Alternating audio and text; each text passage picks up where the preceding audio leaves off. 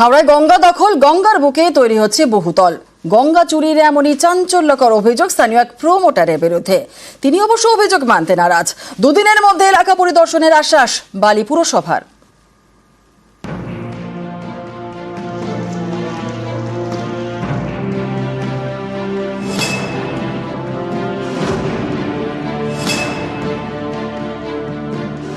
হাওড়ার বালি গা ঘেঁষে বয়ে গিয়েছে গঙ্গা। এখানেই কেদার ঘাট। আইনকে বুড়ো আঙুল দেখিয়ে এই ঘাটের কাছেই গঙ্গা চুরি। গঙ্গার বুকে প্রায় 10 ফুট দখল আর নদী পাড়ে প্রায় 40 ফুট রাবিশ ফেলে বোঝানো হয়েছে গঙ্গা। গঙ্গার বুকেই তোলা হচ্ছে বাউন্ডারি ওয়াল। বালি পুরসভার অফিসের কাছেই এভাবে রমরমিয়ে চলছে গঙ্গা দখল করে বহুতল নির্মাণের কাজ। চাঞ্চল্যকর অভিযোগ স্থানীয় প্রমোটার মহেশ সুরেখার বিরুদ্ধে। স্থানীয়দের দাবি বালি পুরসভা সব জানে, তারপরেও তারা নির্বিকার। হাই ওরা বলছে নাকি যাদের সঙ্গে কিনেছে, যাদের জায়গা কিনেছে তারা নাকি বলেছে আমাদের গঙ্গাতে জায়গা। হ্যাঁ হ্যাঁ হ্যাঁ হ্যাঁ, এটা ঘিরেই তো কাজ হচ্ছে।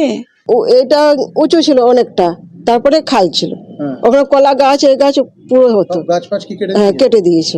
না না, রাত্রিবেলা কাজ হতো, সারাদিন কাজ গার্ড দিয়ে করছে। হ্যাঁ হ্যাঁ, দেখতে না পায়।